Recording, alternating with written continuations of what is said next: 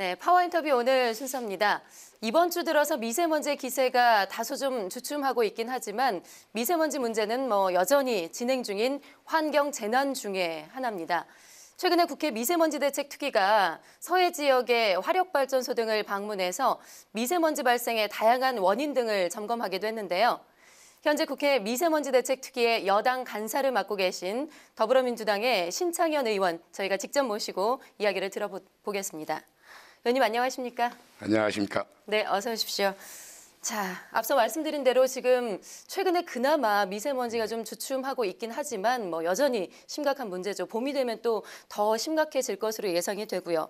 지난달에 국회 미세먼지대책특위 차원에서 충남 보령에 있는 화력발전소를 방문을 했다라고 들었습니다. 네. 예, 실제로 그 특위 차원에서 가서 현장을 점검한 결과 그 미세먼지의 실태가 어떤지 궁금하고요. 특위에서는 어떤 대책들을 좀 준비를 하고 계신지요? 우리 미세먼지 특위가 화력발전소를 방문한 이유는 서울시의 미세먼지에 충남의 화력발전소 배출하는 미세먼지도 영향을 준다. 예. 그 영향이 얼마나 되는지, 그걸 어떻게 줄일 수 있는지를 보려고 갔거든요. 예.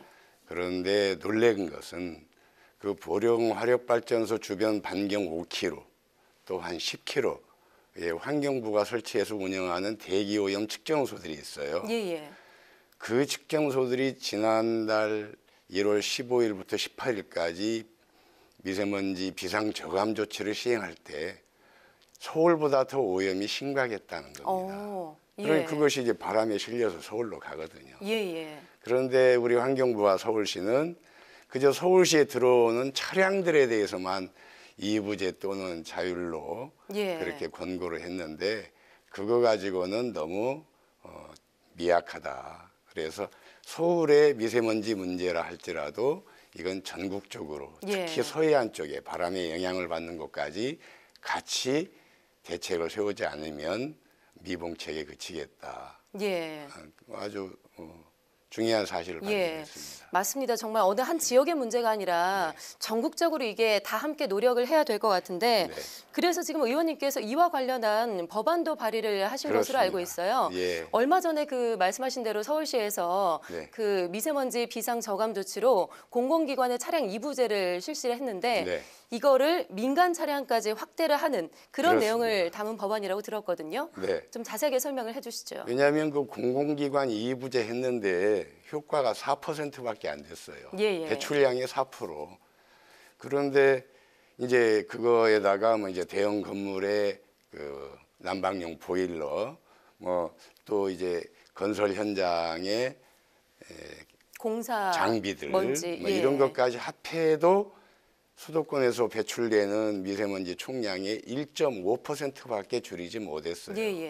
이건 거의 하지 않는 수준 아니냐. 그래서 우선 가장 기여도가 높은 차량부터 민간 차량도 같이 참여하자. 공공기관 차량만으로는 4% 가지고는 이건 정말 부끄러운 정책. 어떻게 보면 실패한 정책이기 때문에 차량 중에서도 미세먼지를 많이 배출하는 게 경유차고 그 경유차는 대부분 민간 부문에서 보유하고 있기 때문에 이 미세먼지 주의보를 발령하는 비상시기에는 민간도 같이 참여해야 되겠다. 그래서 대기환경보전법 개정안에 민간 참여 의무화의 근거를 마련하는 법을 발의했습니다.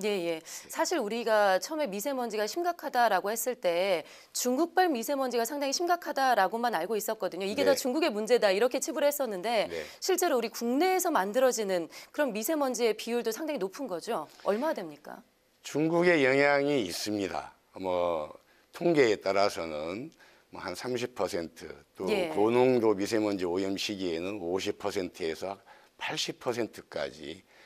중요한 것은 그것이 상시적인 게 아니라 중국에서 바람이 많이 불어올 때인데 무조건 우리 서울의 미세먼지 오염도가 높으면은 중국 핑계 대는 것은 이제 그만하자.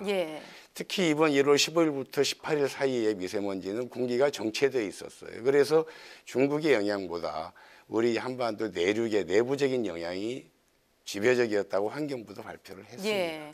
그래서 우리 스스로 좀 공기를 깨끗하게 만드는 자정 노력이 그렇습니다. 필요할 것 같습니다. 예. 의원님께서 발의하신 법안이 좀 통과가 돼서 네. 예, 깨끗한 공기를 우리가 좀 마실 수 있도록 후손에게 물려줄 수 있도록 좀 했으면 좋겠습니다. 꼭 그렇게 하겠습니다. 예, 알겠습니다. 자, 그리고 이 문제도 좀 짚어볼까 하는데요.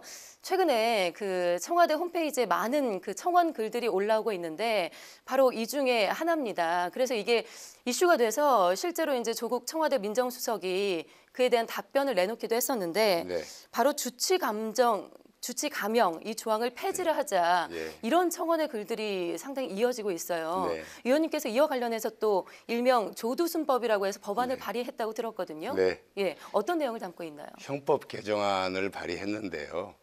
지금 형법에는 그러니까 술을 먹고서 결과를 예상하는 경우에는 감형한다라고 돼 있습니다. 예, 예. 그런데 아니 내가 술 먹으면서 성폭행해야지, 술 먹으면서 폭행해야지라고 마음 먹고 술 먹는 사람은 없죠. 그렇죠. 사실상 주치감형의 면피 사유가 될 수 있습니다. 그래서 예견하지 않더라도 술 먹었다는 사실만으로도 이건 충분히 처벌해야 되고 또 외국에는 그런 사례도 많고요. 네, 예. 그래서 특히 이제 운전자의 경우에는 사고를 내지 않아도 술 먹었다는 사실만으로도 처벌하지 않습니까? 그렇죠. 음주운전 걸리면 강력하게 처벌을 하잖아요. 그렇습니다. 예. 그래서 뭐 다른 성폭행 범죄나 또 폭행이나 뭐 강도나 절도 같은 것도 술 먹었다고 봐주는 것은 우리 국민의 법감정과는 좀 맞지 않는다. 예. 그래서 성폭력의 경우에는 성폭력 처벌법에 이미 주치 감경을 폐지하는 근거 조항이 들어갔습니다. 문제는 이제 뭐 살인이나 강도나 폭행이나 절도 같은 예, 중요한 강력범죄. 범죄들 예. 이런 것도 이제 술 핑계 대지 못하도록 그렇게 법을 개정한 거죠. 예, 맞습니다. 그 말씀 중에 해외에서는 그렇지 않다라고 말씀을 하셨는데 우리나라 경우만 왜 이렇게 유독 술에 대해서 관대한 건지 그 법과 현실과 괴리감이 상당히 큰 것 같아요. 그렇습니다. 이 선진국 같은 경우는 이 공공장소에서 술병을 노출시키기만 해도 처벌받거든요. 그래요? 예. 그래서 반드시 봉지에 싸서 들고 다녀야 됩니다. 예. 우리나라는 음주 문화에 관대하죠. 그리고 술 먹고 조금 실수하는 거에 대해서 술 먹으면 그럴 수 있지. 예. 이 문화부터 좀 고쳐야 될 필요가 있고요. 그리고 술을 먹고서 범죄를 저지른 경우에는 프랑스 같은 경우는 술 먹고 범죄를 저지르면 가중 처벌합니다. 예. 그러니까 술 먹고 실수할 우려가 있는 사람들, 체질에 따라서 그런 사람들은 더 평소에 술을 먹지 않도록 자제할 필요가 있죠. 예. 우리나라도 그렇게 가야 됩니다. 예, 알겠습니다. 좀 강력한 처벌이 좀 생겨야 될 것 같습니다. 네. 자, 그리고 지금 의원님께서 현재 상임위가 환노위 소속이신데요. 그래서 그 노동자들의 임금 문제나 노동 환경에 대해서도 또 관심을 많이 갖고 계신데 최근에 일터에서 좀 마음 놓고 쉴 수 있는 휴식 공간을 제대로 의무적으로 강제적으로 마련을 하자 이런 내용을 담은 또 법안을 발의를 하셨습니다. 네. 예. 우리 지금 현행 근로기준법에 8시간 일하면 1시간, 4시간 일하면 30분 쉬게 하라는 의무 조항이 있어요. 예. 문제는 30분이나 1시간을 어디서 쉴 것인가는 휴게 장소에 관한 규정이 없어요. 예. 저도 놀랐습니다. 그래서 휴게 장소를 제공하도록 사용자에게 의무화하는 법을 제가 발의했습니다. 예. 좀 강제성이 있나요? 그럼요. 예. 휴게 시간을 지키지 않으면 처벌받는 것과 마찬가지로 시간만 주고 장소를 안 주면 어디 뭐 화장실에서 쉬라는 얘기입니까? 아니면 엄동설 안에 밖에 나가서 주차장에서 쉬라는 얘기인데. 실제로 화장실에서 좀 웅크리고 앉아서 식사를 하시는 분들의 모습도 제가 본 적이 한 번 있거든요. 그게 바로 이 제도적 미비죠. 휴식 장소를 사용자가 따로 제공하도록 법에 근거가 없었기 때문입니다. 예. 만약에 그걸 지키지 않을 경우에는 과태료까지 부과한다고 하더라고요. 그래야지, 그 내용도 담고 있다고요. 그래야 실행력이 담보가 되죠. 얼마 전에 그리고 기사에서 보니까 인천공항에서도 그렇게 넓은 부지의 인천공항이 있는데 휴식 공간은 정말 적다고 들었습니다. 비율이. 그것이 사용자의 의식의 문제도 되지만 저는 제도의 문제도 있다고 생각합니다. 그래서 국회가 할 일은 바로 그런 게 아닌가 생각합니다. 예, 알겠습니다. 자, 휴식을 뭐 잘 취하면 업무 능력도 또 올라가서 사용자에게 기업에도 도움이 좋다고 됩니다. 하니까요. 예, 네. 그런 선순환 구조가 좀 생겼으면 좋겠습니다. 그렇습니다. 예. 자, 그리고 지역구 현안 이야기도 좀 해봐야 될 것 같은데요. 지금 경기 의왕시 내손동이신데 네. 이쪽에 지금 변전소에 옥내 지화 사업이 논의가 되고 있다라고 들었습니다. 네. 이게 주민들의 오래된 수건 사업인데 네. 이게 지금 약간 문제가 생겼다면서요. 어떤 얘기인가요? 옥내화하는 것은 환영할 일인데 예, 예.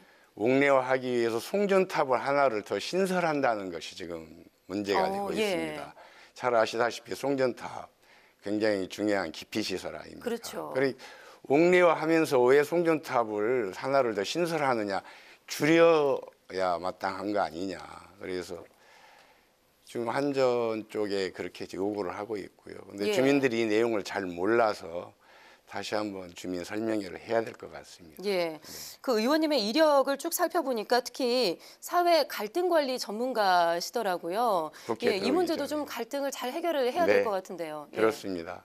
뭐 다른 시 사례도 있고요. 바로 인접한 군포에도 11개 송전탑을 그렇게 예. 지중화한 사례도 있고 예. 과천시도 그런 사례가 있습니다. 예. 그래서 의왕시도 그걸 옥내화하면서 그 지상 부지에다가는 이제 고층 아파트를 짓는 개발 사업이 계획이 돼 있어요. 예. 그럼 그 개발 이익으로 송전탑 지중화하는 비용으로 좀 써야 되지 않느냐. 예. 그렇게 설득해 나가겠습니다. 예, 알겠습니다. 주민과 소통도 좀 많이 늘리시고요. 네. 좀 이 갈등이 원만하게 좀 해결이 되기를 기대하고 지켜보겠습니다. 그러겠습니다. 예, 앞으로 뭐 안팎으로 꼼꼼한 의정 활동 잘 이어가시길 네. 저희가 응원하겠습니다. 오늘 이렇게 나와주셔서 고맙습니다. 감사합니다. 네, 지금까지 더불어민주당의 신창현 의원과 말씀 나눠봤습니다.